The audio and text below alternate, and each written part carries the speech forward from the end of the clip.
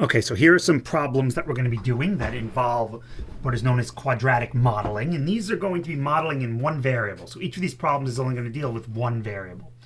And these are all going to involve quadratics, and they're going to involve finding maximum and minimum as well as some other properties. So here we go. We'll do the first couple together.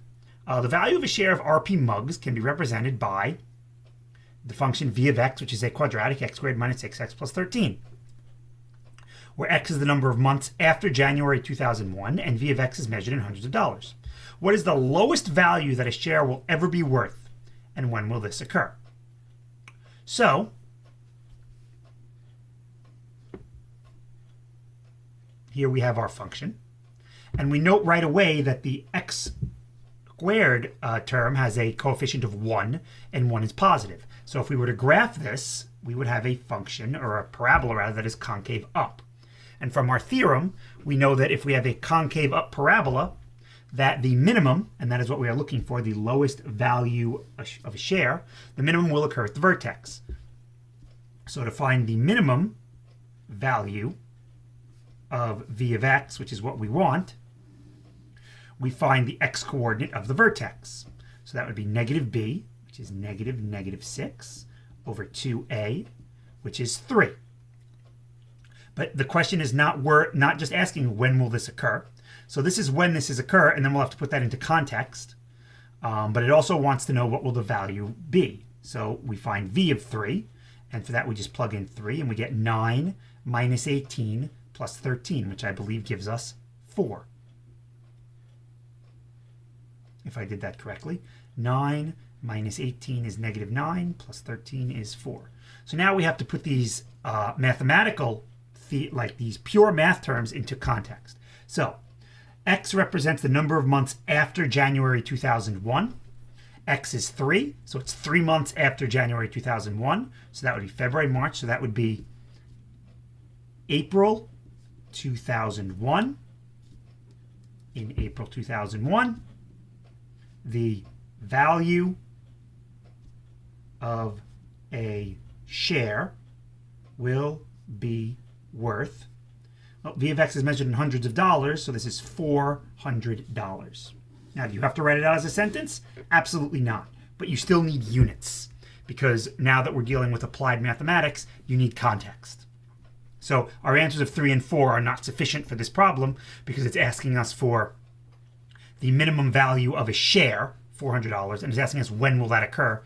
X equals 3 doesn't have context. So instead, that's 3 months after January 2001, which is April of 2001.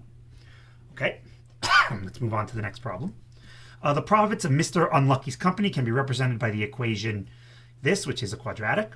And note immediately off the bat that our A is negative, which means we're going to have a concave down parabola. Y is the amount of profit in hundreds of thousands of dollars, and X is the number of years of operation. How long after beginning operation will Mr. Unlucky's business show the maximum profit? Well, we know this is a concave down parabola, so the maximum will occur at the vertex. So x equals negative b over 2a. That will be negative 18 over 2 times negative 3. That is 3. So the correct answer there is 3 years. What is the maximum profit? Well, now we have to take our 3 and plug it in. So when we do that, we get, let's see, 3 squared is 9 times negative 3 is negative 27 plus 54 minus 24. So that's negative 51 plus 54 is 3. But again, in context, the profit is in hundreds of thousands of dollars. So that is $300,000.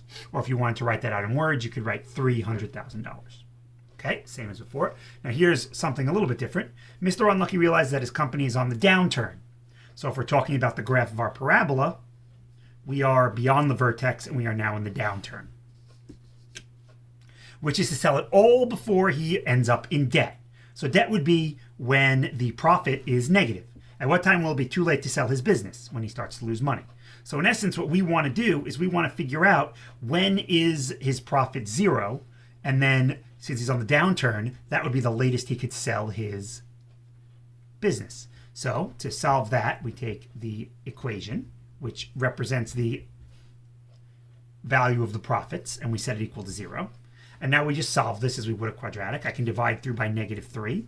X squared minus 6x plus 8 equals 0. And then if I solve, I get x minus 4, x minus 2. So we get x equals 2 or x equals 4. And now the question is, which one of these is the correct answer? Well, we know that our function is concave down. So if we were to graph this, eventually, since we're going downward, we would be intersecting the x-axis.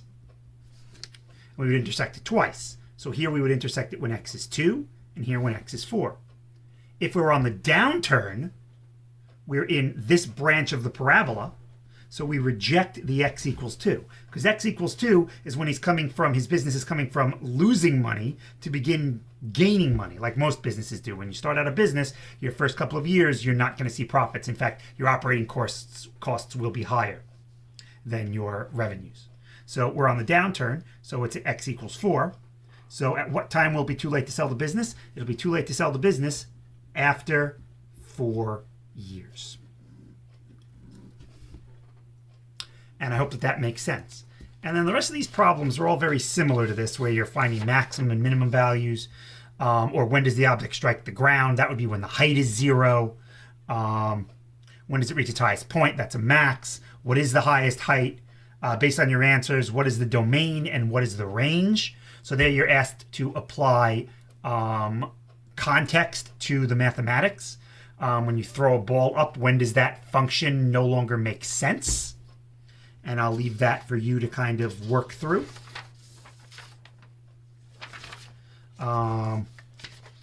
It appears that one of the pages didn't print, I don't think. There it is. Here we go. Number 4, we talk about find something that represents a total revenue. So you have to figure out what the revenue is based on the problem, and that would be a function. And then find a function that represents profits. And profits, I will tell you, profits is revenue minus cost. So you can use your answer to A and the given for that. And then maximize profit, when is that, and then what is the domain? And again, the domain comes from the actual problem, so you don't have to read there and do a little bit of reasoning.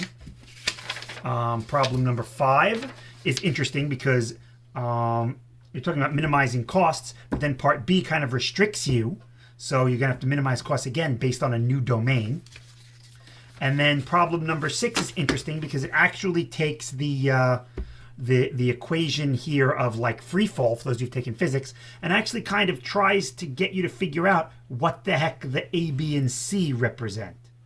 And the starred one, you could try looking up to see what the heck does this represent. If you just look it up online, it's not something that is going to come naturally necessarily, because this is in feet, and I know in physics you do a lot of stuff with meters instead. But anyway, you're going to be completing this for homework. And I hope that this is some good review for you with a couple of new concepts in there, like concavity, concave up, concave down. And that is it for this little bit of guided work. So thank you very much, and we'll see you soon. Bye-bye.